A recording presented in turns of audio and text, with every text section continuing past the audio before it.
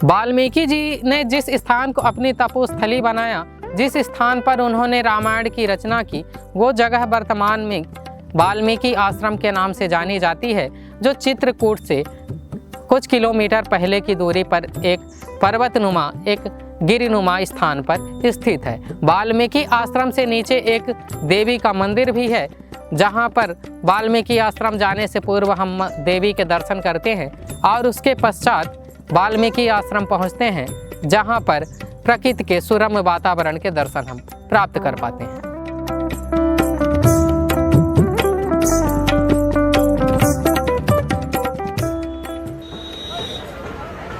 मुंडन हो गया बढ़िया से? हाँ, बढ़िया से होगा। अच्छा, अब क्या मांगा मैया जी से? अब मैया जी से मांगा है कि 2 लड़का दे दो, मैया जी होएगा, लड़का नहीं है। अच्छा, तो लड़का मांगे हो कि 2 लड़का दे। अच्छा अच्छा। हाँ। तो लड़के हो जाएंगे तो फिर से ले आएंगे सबको? हाँ, लड़का हो जाएंगे तो फिर झालर मुड़ाएंगे, भंडारा करेंगे, सब करेंगे। अच्छा। हाँ।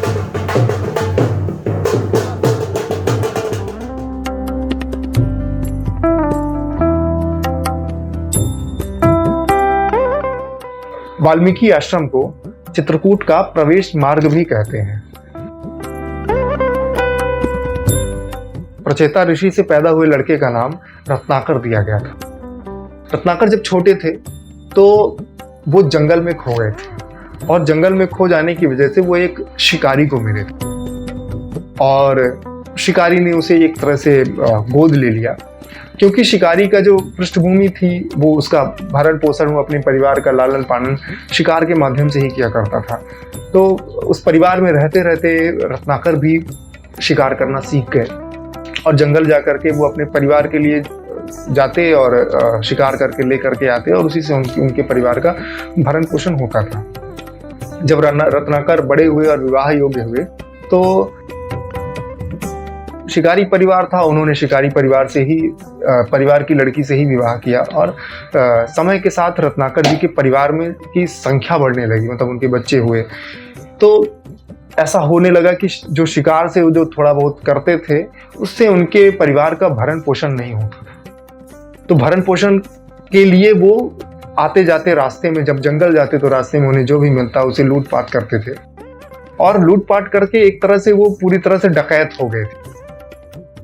इधर ये कहा जाता है कि जब डकैती उनकी और ये लूटपाट एकदम चरम पर था तो एक दिन नारद जी धरती पर प्रकट हुए और उन्होंने रत्नाकर से एक बात कही कि रत्नाकर, एक बात बताओ, ये जो तुम पाप का काम कर रहे हो, तुम सारा पाप अपने ऊपर ले रहे हो और ये काम तो तुम अपने परिवार के लिए कर रहे हो, क्या तुम्हारे परिवार में कोई भी एक ऐसा व्यक्ति है जो तुम्हारे इन पापों का भागीदारी होने के लिए तैयार है?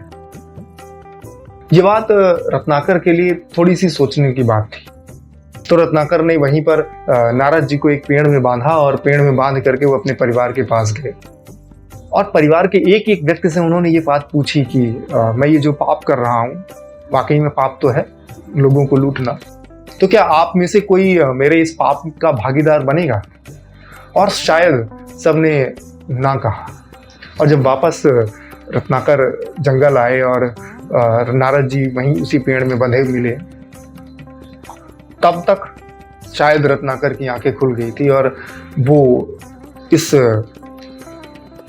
डकैती और जो भी वो बुरा काम करते थे, लोगों को मारना और उनकी हत्या करना, वो छोड़ने का उन्होंने मन बना लिया था और नारद जी के दिखाए हुए रास्ते पर वो फिर चल पड़े। और कहते हैं कि एक शिकारी, एक डकैत वाल्मीकि मुनि बन गया और जिन्होंने रामायण जैसे महाकाव्य की रचना कर दी।